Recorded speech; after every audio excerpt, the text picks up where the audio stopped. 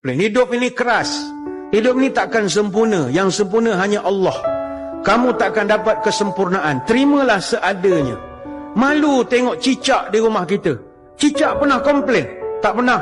Cicak haiwan yang tidak ada sayap, tapi makanannya semua binatang terbang. Logiknya cicak berhak protes kepada Allah. Cicak tak pernah komplain. Burung tak pernah komplain. Tahukah kita burung rezekinya tak pernah pasti. Pagi-pagi pukul 3.30, pukul 4 burung bangun. Wik wik wik wik wik wik wik wik. Dia pergi cari makan. Pusing sana, pusing sini. Kadang dia balik waktu petang, makanannya hanya cukup untuk dia saja. Kadang dia balik, makanan hanya untuk anak-anak. Ada hari burung tak bawa balik apa-apa. Tapi setiap hari burung menyanyi tanpa gagal, seolah-olah dia tak ada problem pun. Hidup ni keras, mesti diteruskan. Yang penting happy.